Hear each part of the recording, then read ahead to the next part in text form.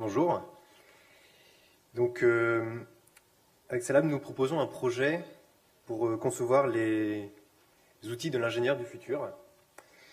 Avant de rejoindre Scilab, j'étais ingénieur mécanique et donc j'avais une faible compréhension de ce qu'est le cloud. Pourtant, chez Scilab, nous avons la conviction que c'est une des technologies majeures qui va changer le paysage de l'informatique et en particulier pour l'ingénieur. Cependant, depuis 2 ans, j'ai rencontré beaucoup d'utilisateurs de Scilab et en fait, je me suis rendu compte que notre principal concurrent n'était pas MATLAB, mais Excel. C'est d'ailleurs le cas de Sanofi, un des utilisateurs actuels de Scilab, qui est parti pour une problématique de modélisation et d'optimisation de la consommation énergétique sur leur ligne de production. Ils ont commencé par un tableau Excel, tout simplement. Cependant, ils ont rapidement... Pardon ? Non, heureusement, il ne sert plus.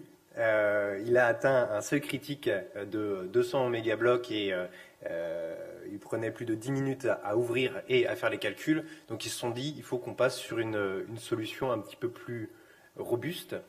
Et cette application a été portée dans un premier temps en Scilab pour pouvoir être utilisable par les utilisateurs. Était réduit à ce moment-là à 4-5 mégaoctets seulement, séparant les données des algorithmes, et peut s'ouvrir aussi assez simplement.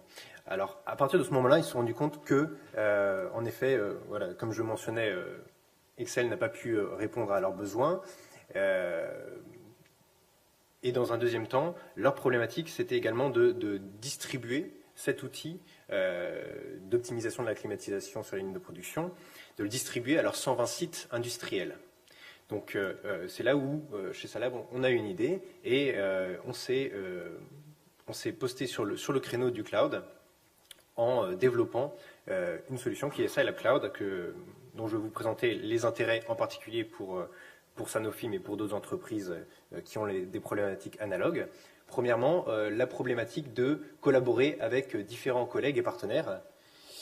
En l'occurrence, Sanofi avait la problématique de distribuer cette application OptiClim sur les 120 sites industriels à travers le monde, quelque chose qui était très délicat à partir d'un logiciel lourd desktop. Dans un premier temps, parce qu'ils avaient la nécessité de centraliser tous les calculs et les données, ne pas avoir sur chacun des postes individuels finalement les données de chaque utilisateur qui ne sont jamais rapatriées centralement.